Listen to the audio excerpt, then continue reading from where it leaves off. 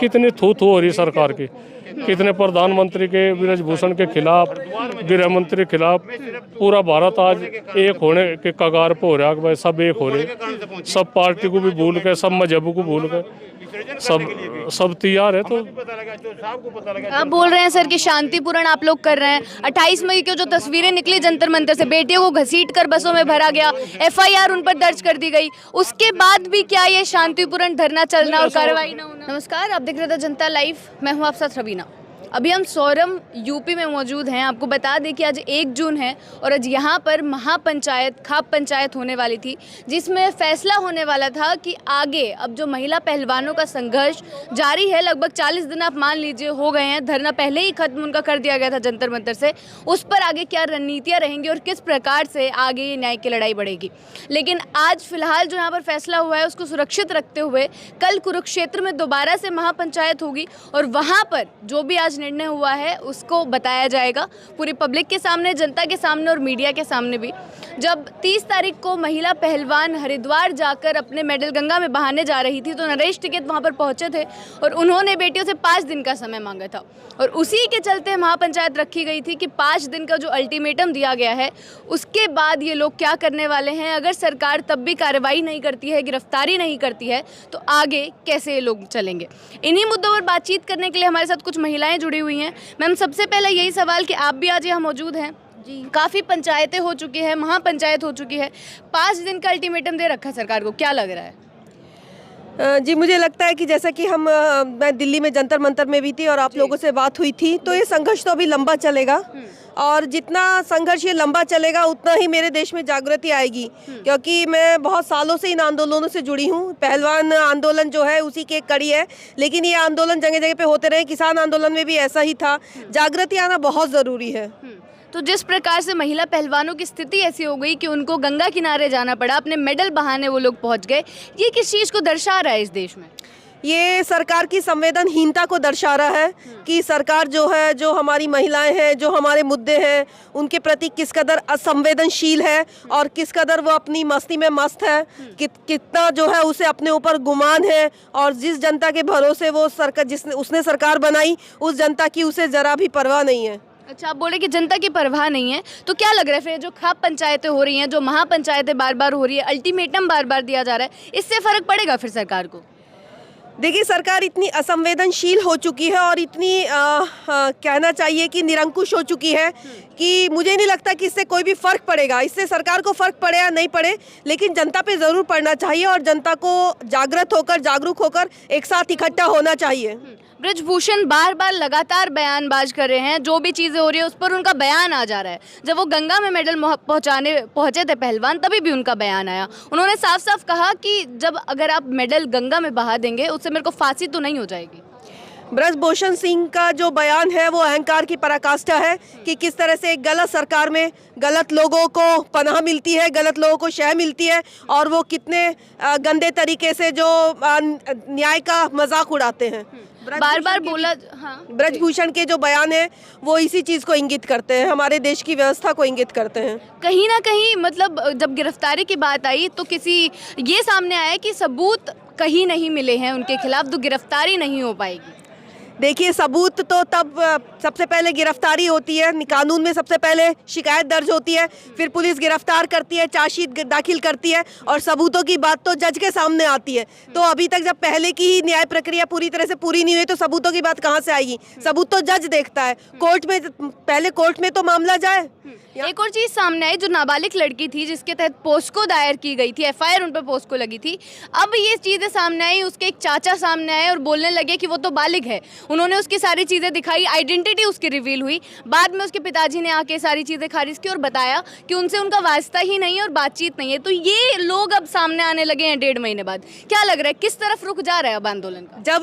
जब देश में कानून का शासन होने की बजाय लोगों का शासन चलने लगे, सरकारों के शासन चलने लगे, तो कानून भी लोग अपने हाथ में लेने लगते हैं। पॉक्सो में पहली बात ये थी कि उस नाबालिग लड़की का बयान ही काफ़ी था, किसी सबूत की ज़रूरत नहीं थी और जज के सामने उसका बयान होना चाहिए था। लेकिन ये मामला अभी तक कोर्ट में ही नहीं गया है, तो लोगों ने अपने हाथ में ले रखा है, लोग मनमानी कर रहे हैं। जहाँ सरकार का राज नहीं होता, जहाँ अंधा कानून का राज चलता है, वहाँ इसी तरह की मनमानियाँ चलती है और इसी तरह की बयानबाजी चलती है जिसका कोई महत्व नहीं है। जी मैम, बृजभूषण ने साफ साफ बोला कि मैं तो पहले दिन से बोल रहा हूँ कि अगर मेरे खिलाफ एक भी आरोप साबित हो जाता है मैं फांसी पर लटक जाऊंगा।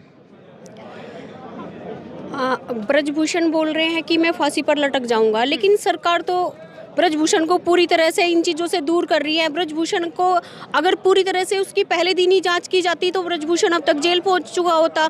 तो ये जो धरना प्रदर्शन हो रहे हैं, बेटियों ने यहाँ तक सोच लिया, पहलवान बेटियों ने, कि हम अपने मेडल गंगा में बहा देंगे, तो इसका यही कारण है कि सरकार निरंकुश हो रही है, हठधर्मी दिखा रही है और एक तरह से तानाशाही का शासन चल रहा है। इसीलिए जनता को किसी प्रकार की भी उम्मीद नहीं है कि सरकार से हमें कोई भी न्याय मिलेगा। जो 28 तारीख को देखा गया, जंतर मंतर की जो तस्वीरें निकली, बेटियों को घसीट कर बसों में बिठाया गया, एफआईआर उन पर दर्ज कर ली गई, उसके बाद उनका ये फैसला आया था कि वो मेडल गंगा में बहाएंगे। इतना आक्रोश फैल चुका है, वो इतना संवेदनहीन सरकार का काम था कि पूरा भारतवर्ष ही नहीं, देश जहान दुनिया उस चीज़ पे रो रही है। और जो भारत से बाहर के खिलाड़ी हैं वो भी पहलवानों को समर्थन दे रहे हैं, बोल रहे हैं कि इतना निरंकुश शासन हमने पहली बार देखा है। और यह स्थिति सिर्फ भारत में है कि बेटियों के साथ, पहलवान बेटियों के साथ, जो गोल्ड मेडलिस्ट है, भारत का सोना है, उनके साथ इतना दुर्व्यवहार किया जा रहा है कि उनको सड़कों पे बाल तक खींच के उनको नोचा जा रहा है, उनको घसीटा जा रहा है। विश्व कुश्ती संघ ने अब इस चीज़ में हस्तक्षेप किया है और उसने साफ साफ बोला है कि अगर 45 दिन के अंदर चुनाव नहीं होते हैं डब्ल्यूएफआई के, और ये जो सारा मामला चल रहा है वो नज़र रखे हुए हैं, भारत में आएंगे, उन बेटियों से मिलेंगे भी, साफ साफ बोल रहे हैं कि डब्ल्यूएफआई को रद्द कर देंगे। तो इस बारे में तो सरकार को सोच लेना चाहिए कि बाहर से अगर देश नहीं विदेश भी बेटियों और पहलवान बेटियों के साथ खड़ा है, तो कहीं ना कहीं सरकार की हठधर्मी ही है जो सरकार को और ब्रजभूषण को बचा रही है। ब्रजभूषण को जेल में होना चाहिए और जब तक ब्रजभूषण जेल नहीं जाता, ये धरना प्रदर्शन, ये पंचायतें और ये इसी तरह से चलता रहेगा। अब तो धरना भी हटा दिया गया, जंतर मंतर से उनके तंबू उखाड़ दिए गए, बोला गया कि अब उनको दोबारा परमिशन नहीं दी जाएगी वहाँ बैठने की। देखिए, धरना हटा दिया गया तो क्या हुआ?